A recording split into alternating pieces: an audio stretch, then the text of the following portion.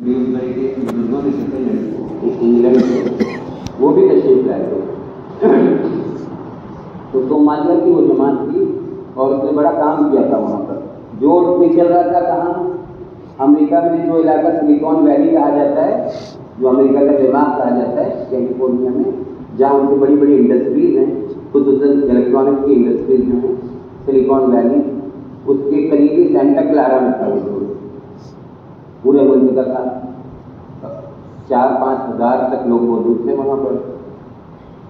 اور یہ جماعت کی صومالیہ کی بیچارے بالکل مسکین تھے اور اللہ کے راستے آئے ہوئے. تو حافظ پٹیل رحمۃ اللہ علیہ انہوں نے مجمع سے پوچھا کہ بتاؤ دنیا کا قریب ترین ملک کون سا ہے؟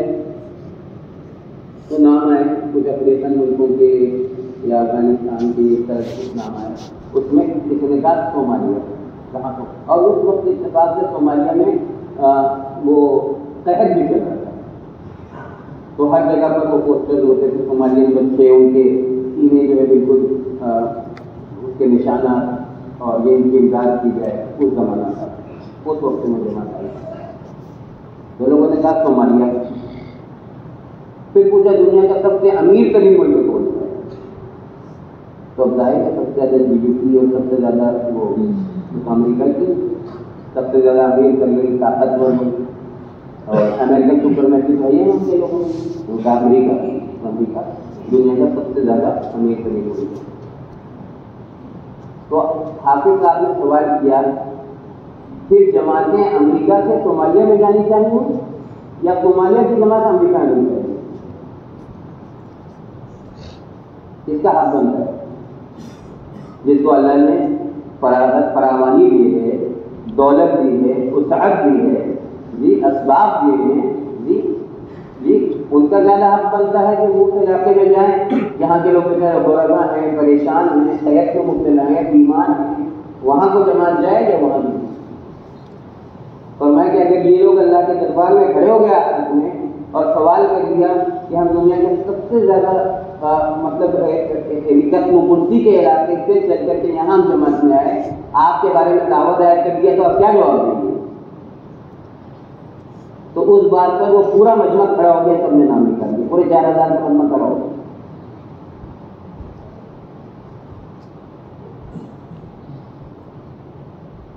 تو جماعتیں ساری دنیا میں چلتی ہیں, مجاہدہ کرتے ہیں, تکلیف برداشت کرتے ہیں, اور پھر اس کے اثرات ہوتے ہیں.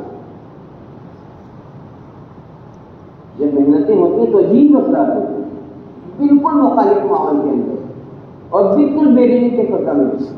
جب دین کی محنت قربانی کے ساتھ ہوتی ہے تو اس کے اثرات آنکھوں سے نظر آتے ہیں. ہم لوگ بلیک بن پہنچے تب وہاں کیونکہ لوگ سڑکوں پر تو ہوتے ہیں, کاری سے آتے ہیں, جو کار کھولے دروازہ اس میں سے یا تو کوئی گاڑی والا نکلے گا اور ڈبے والا نکلے گا, یا اگر کوئی خاتون ہے تو برقع پوش خاتون ہے, یا بچے نکلیں گے تو ابھی اسلامی ڈریس میں.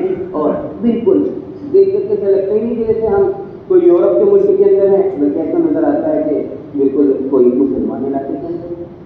تو یہ کیسے ہو گیا؟ ایسے ہی آٹومیٹکلی ہو گیا. ہزاروں مساجد آٹومیٹکلی قائم ہو گئی اس جگہ پر جہاں تک گنتی کی 2-4 مساجد تھی. 50 سال پہلے 2-4 مساجد ہوتی تھی جو کہ جمعہ کو بھی نہیں کھل پاتی تھی, چھٹی کے دن لوگ آ کر کے نماز پڑھ لیا کرتے تھے. ابھی ہزاروں مساجد کیسی ہو گئی؟ ایسی ہو گئی.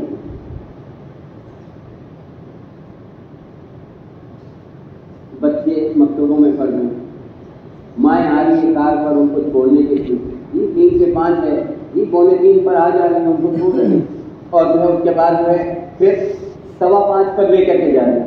چنانچہ وہاں مستورات کی جماعت تھی ہماری, تو جو پروگرام ہوتا تھا وہ 3 سے 5 کے بیچ میں اس طرح سے رکھا جاتا تھا کہ یہ اپنے بچوں کو چھوڑ دیں گی وہاں مکتب میں, پھر آ کر اس پروگرام میں شریک ہو جائیں گی, اور پھر اس کو 5 بجے تک ختم کر دیا جائے تاکہ دوبارہ وہ اپنے بچوں کو لے کر کے پھر گھر چلی جائیں. وہی عورتیں گھر کا کام بھی کرتی ہوں, انہیں اپنے بچوں کی اتنی فکر ہے کہ وہ صبح میں بچے اسکول جا رہے ہیں, 5 گھنٹے اسکول میں جا رہے ہیں.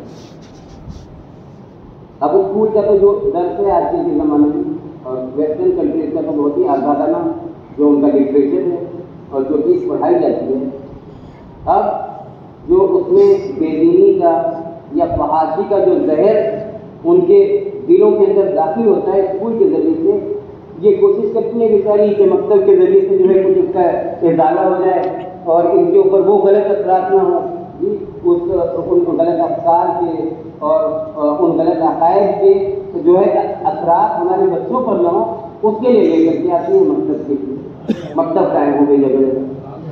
بعض مکتب تو ایسے بے مثال ہے کہ ان جیسا مکتب ہم نے یہاں بھی نہیں دیکھا، بیکری کا مکتب، بیکری ایک جگہ ہے وہاں کا مکتب، بچوں کو دیکھ کر کے یہ بچے کتنے پیارے قرآن پڑھ رہے ہیں، بچے ہمارے ملک کے اندر قرآن پڑھا جا رہا ہے، سیکھا جا رہا ہے۔ اور اسی طریقے سے ایک مدرسہ ہے ریڈ ورلڈ میں، ایک مدرسہ ہے جہاں باقاعدہ جو ہے پورا عالمیت کا کورس ہوتا ہے اور ختم بخاری شریف کا۔ تو پہلی مرتبہ جو ہے ہندوستان سے باہر ختم بخاری شریف کے پروگرام میں شرکت کا موقع لگا۔ تو یعنی ایک ایک عمل جو بچوں کا ہوتا تھا اس کی وجہ سے آنکھوں سے آنسو جاری ہو جائے۔ قرآن پاک کی تلاوت کرنے تو ایسے درد سے قرآن پاک کی تلاوت کریں کہ سننے والے کی آنکھ سے آنسو جاری ہو جائے، مجمع کی آنکھ سے آنسو جاری ہے، بچہ تلاوت کر رہا ہے، نعت شریف پڑھ رہا ہے تو وہ نعت پڑھ رہا ہے اور آنکھوں سے آنسو جاری ہو جائیں، السلام السلام السلام السلام۔ انگریزی میں بیانات ہو رہے ہیں، حدیث کی تفسیر انگریزی میں بیان کی جا رہی ہے، مگر اثرات ایسے کہ دل نہ تو پڑھ رہے ہیں، لوگ رو رہے ہیں، دعا کی جا رہی ہے، لوگ رو رہے ہیں۔ تو یہ کیسے ہو گیا؟ یہ وہی جگہ ہے کہ حافظ پٹیل رحمۃ اللہ علیہ جب ابتدا میں گئے تھے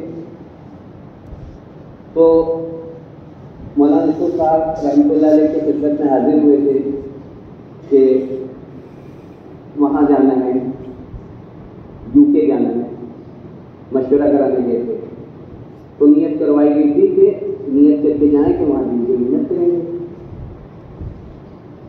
اب جب وہاں ایئرپورٹ پر اترے تو جو ان کے رشتہ دار تھے ان کو ریسیو کرنے کے لیے آئے،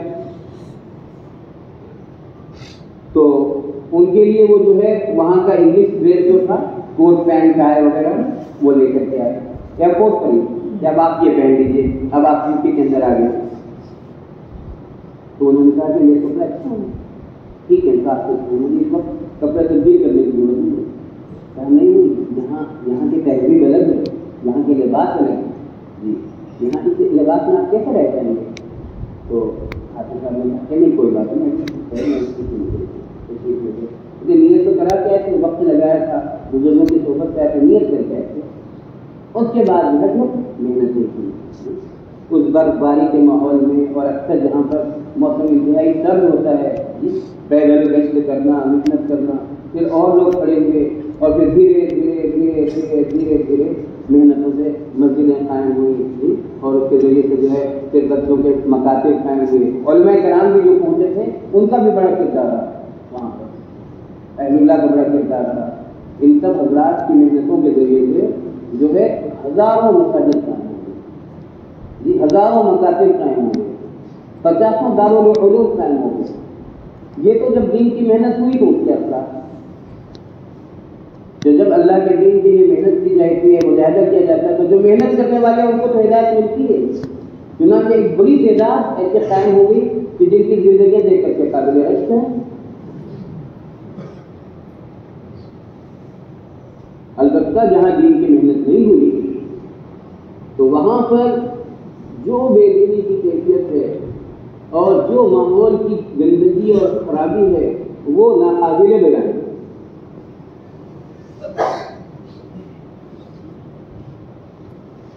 ویسے تو ہر جگہ ساری دنیا کے اندر یہی معاملہ ہے۔ تو جب دین کی محنت ہوتی ہے تو اس کے اثرات ہوتے ہیں، دین کی محنت نہیں ہوتی ہے نوجوان کی وجہ سے، ماحول کی وجہ سے دین کی محنت ہوتی ہے تو اس کے اثرات ہوتے ہیں۔ یونیورسٹیز میں بھی جہاں پر ہزاروں انٹرنیشنل مسلم اسٹوڈنٹس ہوتے ہیں، بہت ساری یونیورسٹیز ہزاروں انٹرنیشنل مسلم اسٹوڈنٹس، جب دین کی محنت کرنے والے اس میں ہوتے ہیں موجود اور وہ محنت کرتے ہیں تو الگ رنگ ہوتا ہے. اور ان یونیورسٹی میں جہاں دین کی محنت کی کوئی فضا نہیں ہوتی تو وہاں کا داخل ہو ہمارا وہاں جانا اور داخل ہونا اور کھڑے رہنا مشکل ہے.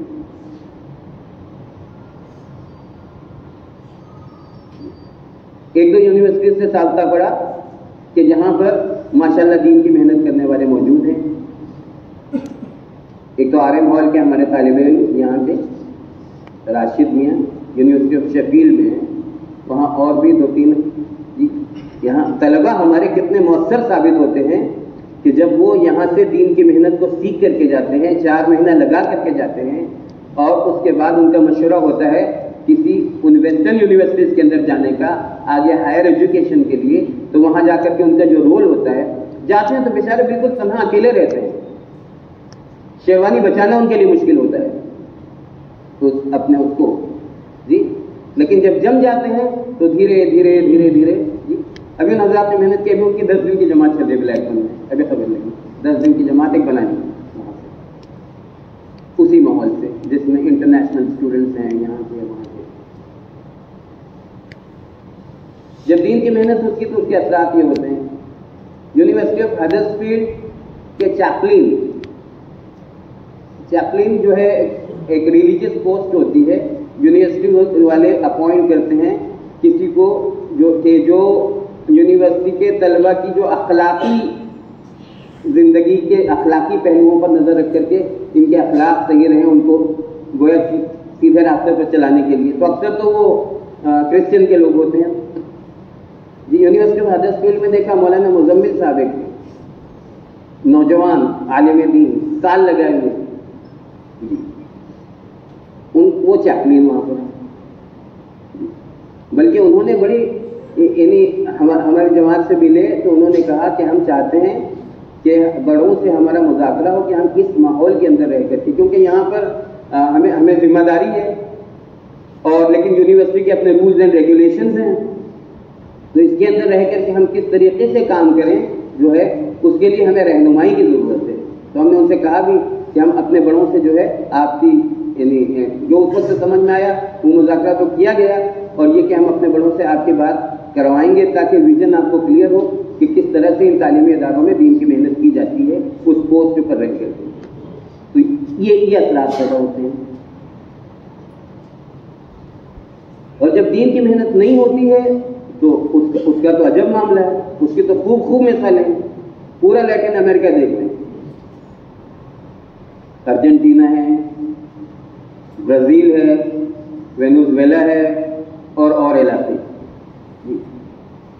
کہ جہاں پر بڑی تعداد ایمان والوں کی بلکہ اربوں کی گئی وہاں پر اپنے دنیاوی کاموں کے لیے وہاں پر گئی, لیکن دین کی محنت میں نہ لگنے کی بنا پر پھر معاملہ ایسا ہوا کہ اب جائیں تو آئیڈینٹی مشکل ہے. آئیڈینٹی مشکل, نام کے کسی اس سے سمجھ میں آتا ہے کہ بھائی ارون اس سے ہیں, یا لک سے کچھ تھوڑا سا انداز ہوتا ہے کہ اس سے ہیں, باقی سب چیزیں ختم ہو گئی. یہ تو دیکھنے میں آتا ہے, عام ہے یہ معاملہ. اس لیے قابل احترام بزرگوں اور دوستوں, اللہ سبحانہ تعالیٰ نے ہمیں دین عطا فرمایا ہے اور دین کی محنت عطا فرمائی ہے. دین کے بارے میں تو ہم میں سے ہر ایک سے سوال ہوگا آخرت میں, ہم میں سے ہر ایک کو اس کا جواب دینا ہے. اسی کی تیاری کے لیے اللہ نے ہمیں بھیجا ہے. فإن الدنيا خلقت لكم وأنكم خلقتم للآخرة, یہ دنیا تو ہم نے تمہاری خدمت کے لیے بنائی ہے اور تمہیں آخرت کی تیاری کے لیے پیدا کیا ہے. چنانچہ اللہ کی دی ہوئی نعمتوں کو ہمیں اللہ کے دین کے لیے استعمال کرنا ہے. اللہ نے ہمیں ڈگری دی, اللہ نے ہمیں پوزیشن دی, اللہ نے ہمیں پیسہ دیا, اللہ نے ہمیں صحت دی, اللہ نے ہمارے اعضاء صحیح و سالم کیے جی. یہ ان اللہ کی نعمتوں کا ہم سے سوال ہوگا. ثم لتسألن يومئذ عن النعيم, اس دن تم ضرور سوال کیے جاؤ گے نعمتوں کے بارے میں کہ تم نے ہمارے احکام کی کتنی پابندی کی. اس دنیا کی آنکھ بند ہوتے ہی قبر میں جاتے ہی سوال شروع ہو جائے گا, تمہارا رب کون تھا, تمہارا دین کیا تھا. حضور پاک صلی اللہ علیہ وسلم کے بارے میں سوال ہوگا, آخرت میں سوال ہوگا. اور حضور پاک صلی اللہ علیہ وسلم کی امت میں ہمیں پیدا فرما کر کے ایک کام دیا ہے. رسول پاک صلی اللہ علیہ وسلم نے تو اپنی زندگی میں ساری زندگی آپ کی قربانی میں تھی, صحابہ کی, اور جو ہے آپ اللہ سبحانہ تعالیٰ کے سامنے روتے اور گڑگڑاتے تھے، اور جب دنیا سے پردہ فرمانے کا وقت آیا اس سے پہلے ہی آپ نے صحابہ کی اس جماعت کو تیار کر دیا کہ وہ حضور کے کام کو لے کر کے چلے، اور آپ نے جو ہے فرما دیا کہ جو یہاں حاضر ہیں وہ غائب تک پہنچا دیں۔ اس کا مطلب کہ یہ میسج جن کو مل رہا ہے وہ دوسروں تک پہنچا دیں۔ اور ہمارے بارے میں آیات کا نزول ہو گیا کہ تم بہترین امت ہو، تمہیں لوگوں کی نفع رسانی کے لیے نکالا گیا کہ تم لوگوں کو بڑی باتوں کا حکم کرتے ہو، بری باتوں سے روکتے ہو، اللہ پر ایمان رکھتے ہو۔ یہ ہمارا اپنا کام ہے، حضور کے کام کو ہمیں اپنا کام بنانا ہے۔ ہم حضور کے نمائندے ہیں، جہاں بھی ہم رہیں گے ہم حضور کے کام کو لے کر کے چلیں گے۔ ایک تو دین کو ہمیں اپنی زندگی کے اندر داخل کرنا ہے، اور حضور والے فکر کو کیسے گھر گھر میں حضور والا طریقہ زندہ ہو جائے، جی کیسے ہماری مسجد نبوی کے طرز پر آ جائیں، جس طرز پر حضور پاک صلی اللہ علیہ وسلم کے زمانے میں مسجد نبوی ہوا کرتی تھی۔ کیسے ہمارے محلوں کے ماحول ویسے بن جائیں جو مدینہ کی بستی کا ماحول تھا۔ یہ دعوت کی محنت کے ذریعے سے یہی فکر ہے، ایک جماعتوں میں نکالا جاتا ہے، ایک مقامی محنت کرائی جاتی ہے۔ جہاں پر ہم ہیں وہاں پر ہم ایک ایک کے پاس جا کر کے خوشامد کریں، روزانہ وقت دے کر، تاکہ جو ہے وہ دینی ماحول قائم ہو۔ گھر گھر میں نمازیں زندہ ہوں، عورتوں میں نمازیں زندہ ہوں، جی بچوں نمازوں کے قریب آئیں، گھر کے اندر تعلیم ہو، تاکہ ہمارے بچوں کی بچپن سے جو ہے دینی تربیت ہو، ان کے دل میں اللہ کی محبت، اس کے رسول کی محبت، صحابہ کی محبت، جی اور جو ہے ایمان ان کے دلوں کے اندر گھسے، بچپن سے یہ ماحول قائم ہے۔ اس کے لیے دعوت کی محنت ہے، باہر نکالنے کی محنت بھی، اور جو ہے مقامی محنت بھی، اور ہر طبقے کے لوگ کیسے اس دعوت کی محنت میں آئیں۔ یہ ہماری یونیورسٹی اللہ سبحانہ تعالیٰ کی بہت بڑی نعمت ہے۔ یہاں ساری دنیا سے لوگ آتے ہیں، اور پورے ملک سے لوگ آتے ہیں، اور ملک کے ذہین ترین دماغ یہاں پر آتے ہیں، اور ہمارے طلباء میں بلا کی صلاحیت ہے۔ ان سے جب انٹریکٹ کیا جائے تو ان کی صلاحیتیں سمجھ میں آتی ہیں، اور جب یہ دنیا کے علاقوں میں جاتے ہیں اور ان کے اندر فکر ہوتی ہے تو ان کی صلاحیتیں ظاہر ہوتی ہیں کہ کس طریقے سے محنت کرتے ہیں، جی تو یہ طلباء جو ہمارے ہال کے اندر پھیلے ہوئے ہیں، یہ جو ہماری بہت بڑی دولت ہے۔ تو جتنی ہماری محنتیں مضبوط ہوں گی ہر شعبے کے لوگوں میں، غربا جو ہوتے ہیں ان کے اوپر کام کی بنیاد ہوتی ہے۔ ہمارے محلے کا جو غریب طبقہ ہے، اور یہ بڑا مؤثر ہوتا ہے، اس کے ذریعے سے ایسے بڑے بڑے کام ہو جاتے ہیں کہ جس کا اندازہ نہیں ہو سکتا۔ ڈاکٹر ذاکر حسین صاحب اسی یونیورسٹی کے تھے، جامعہ ملیہ اسلامیہ کے، ملک کے صدر اور دوسرے ملک کے ایمبیسڈر۔ ان کو اس دعوت کے کام میں قریب لانے میں کس کا رول رہا؟ وہی تانگے والا جو آپ کو لے کر جایا کرتا تھا، جی وہاں سے مطلب یونیورسٹی لے کر کے جایا کرتا تھا روزانہ، جی اسی نے آپ کی ملاقات کروائی مولانا الیاس صاحب رحمۃ اللہ علیہ سے، اور مولانا الیاس صاحب رحمۃ اللہ علیہ نے ان کو متوجہ کیا کہ بھئی آپ دوسرے ملکوں میں جائیں گے اور وہاں ہماری جماعتیں آئیں تو آپ ان کا ساتھ دیجیے۔ تو وہ حیران رہ گئے کہ ان کی بات تو کوئی سنتا نہیں ہے، یہاں بھی لوگ اپنے مسجدوں میں نہیں ٹھہراتے، اور یہ دوسرے ملکوں کی بات کر رہے ہیں۔ اور واقعی جب وہ لندن پہنچے اور ایک مرتبہ انہوں نے میوات کی جماعت کو دیکھا، میواتی لوگوں کو دیکھا، تو رک گئے، ٹھہر کے پوچھا کون ہے، تو بتایا کہ ہم مولانا الیاس صاحب رحمۃ اللہ علیہ نے بھیجا ہے۔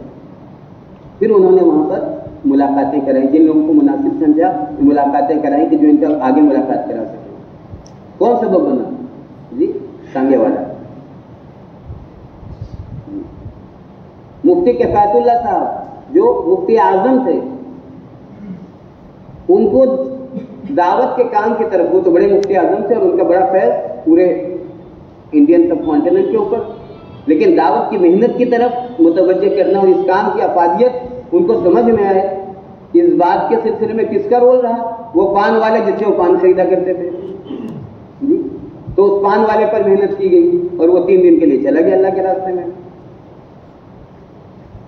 اب مفتی صاحب کو اسی کا پان پسند تھا تو پان کے لیے تشریف لے جایا کرتے تھے۔ اب ایک دن گئے تو دکان بند ہے، پوچھا کہاں؟ کیا وہ تبلیغ میں گیا؟ تبلیغ میں گیا۔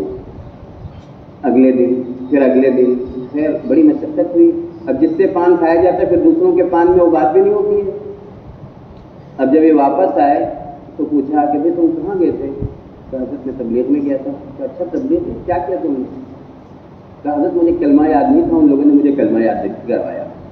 اب یہ جملہ کہ مجھے کلمہ یاد نہیں تھا اور جماعت میں انہوں نے میرا کلمہ صحیح کرا دیا، اب یہ حضرت کے دل کو لگی یہ بات کہ اتنے دنوں سے ہمارا تعلق، ہم نے ان کے کلمے کی فکر نہیں کی اور یہ تبلیغ والے لے کر کے چلے گئے، انہوں نے کلمہ درست کرا دیا۔ اب دل اس کی طرف متوجہ ہوتا ہے۔ کون ذریعہ بنا؟ تو ہمارے محلے کا ایک ایک پر اس میں اللہ نے، اس کے اندر اللہ سبحانہ و تعالیٰ نے کیا صلاحیت رکھی ہے، اس کے اندر کیا قرآن ہے، کیا فکر ہے۔ جی رسول پاک صلی اللہ علیہ وسلم کی ایک امت تھی، پوری امت کو آپ لے کر کے چلے۔